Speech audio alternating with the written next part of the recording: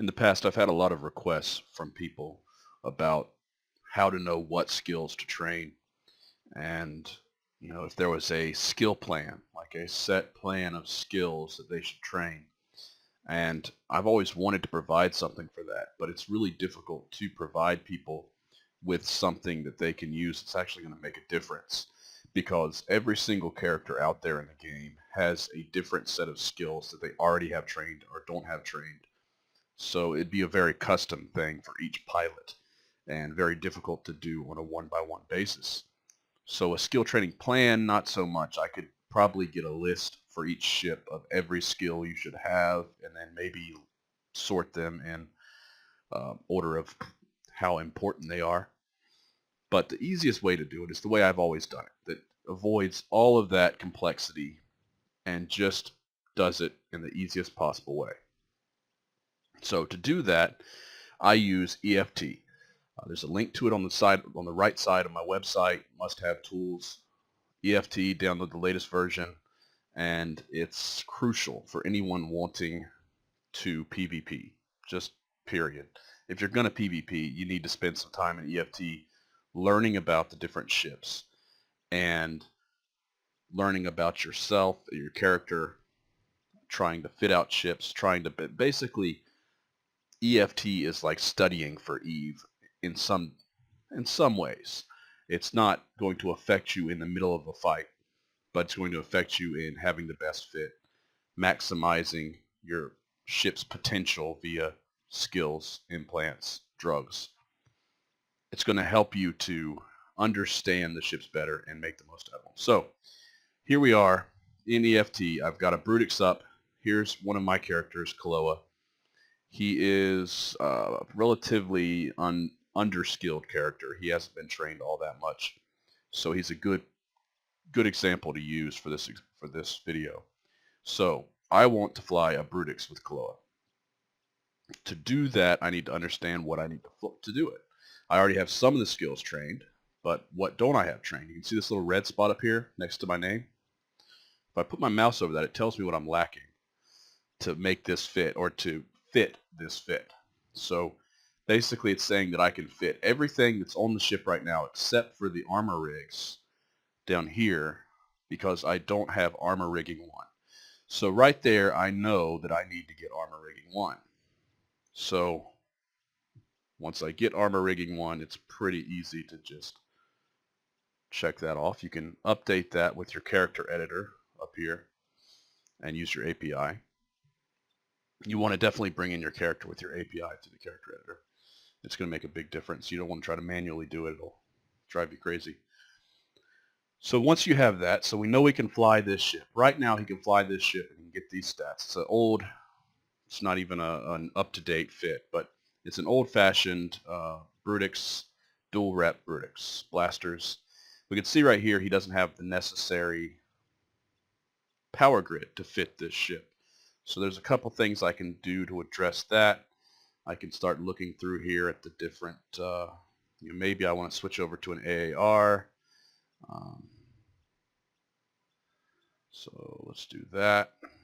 And that alone solved our problem. And it increases our tank somewhat, even if temporarily.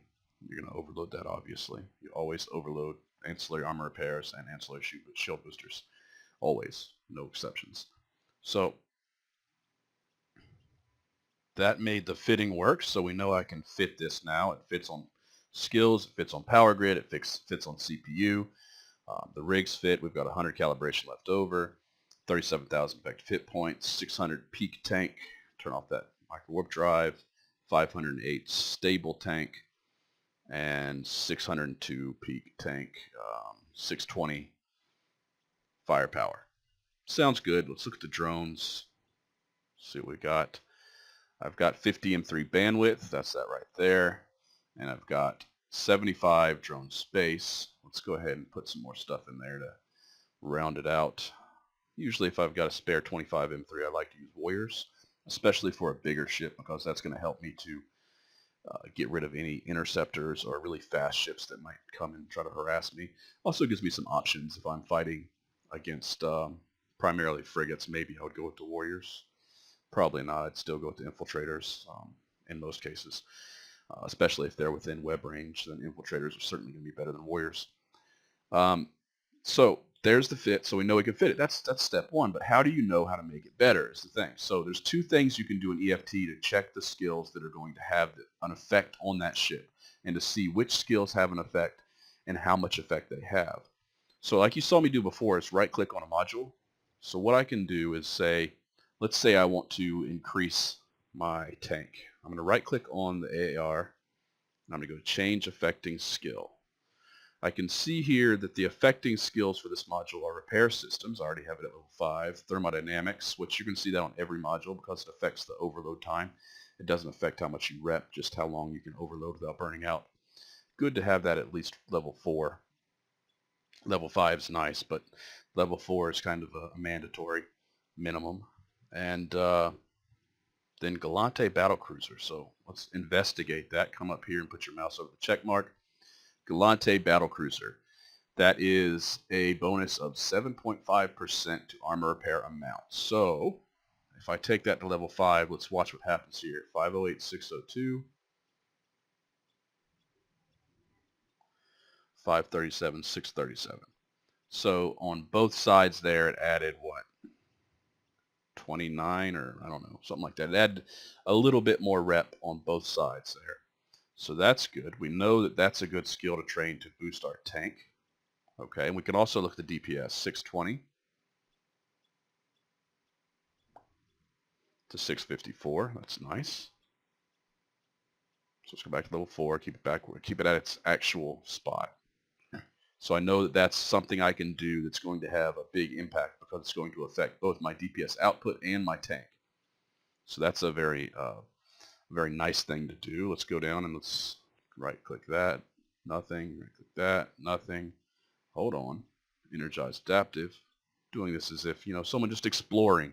You want to explore through these fits and try to look and see what you can do that's going to make a difference. So my energized adaptive is going to affect my resists, and the skills that affect that module that affects my resists are right here. Let's look at my resists. So if I'm going to focus on this ship and fly it a lot, I want to put my skill training effort into the areas that's going to make the most difference. My lowest resists are thermal and kinetic right here. Thermal is a damage type you're going to receive a little bit more often than kinetic typically. Not always, but typically. So let's go ahead and see what adding a thermic resist is going to do. Keep in mind 508, 602. And now 510, 605. So it makes a difference, but it's only a 0.5% difference to my resist there. That's not a great thing to spend my time on, so I can back off of that and say, let's add that into the back end of our training queue and just wait and do that at some later date. Same thing here. It's going to be, nope, that's not your compensations. Okay. And then this is going to be the same here for your armor repair, your regular armor repair. For propulsion, you're going to be looking at these 3 skills: acceleration control, high-speed maneuvering. Let's look at what acceleration control does. So right now we're going to look and we're going to say, with the microdrive on, I'm doing 1282, okay? Now 1327, what about high-speed maneuvering? Okay, well that didn't seem to change the speed. Okay, so look at the capacitor, it's minus 12. Back to level 4, it's 12.8, so that one affects my capacitor.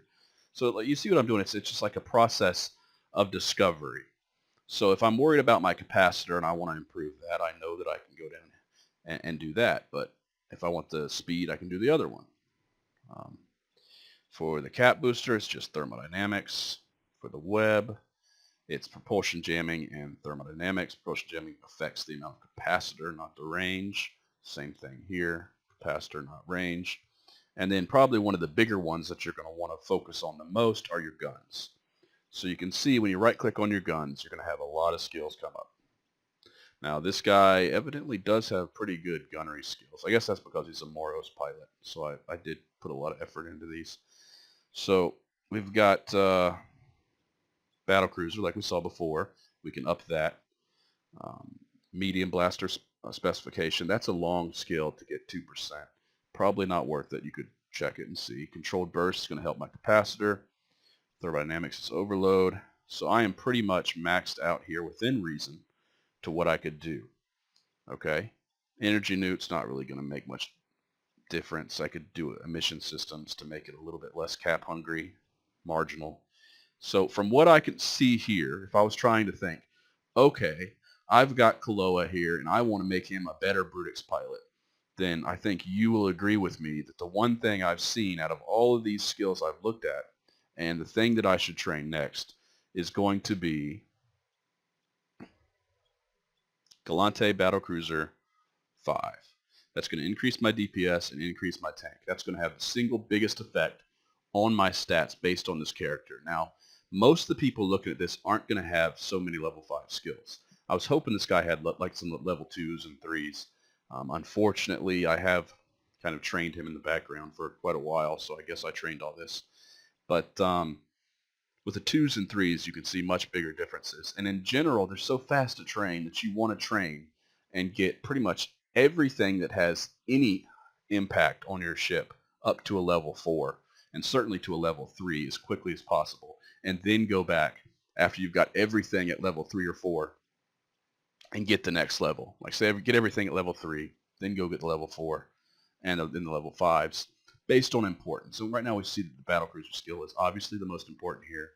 We can also look at the armor rigging skill. I only had it level 1. Let's take that to level 3. So level 3. Now what that did is, you watch, I think it's the power grid. Let's take it back to level 1. Yeah, so it changes the power grid.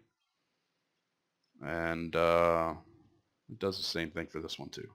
So if I got it level 4, it would help my power grid, and then maybe I could go back to the Tech 2 armor repair, which I really don't want to do in the first place. So I'll go back to level 1.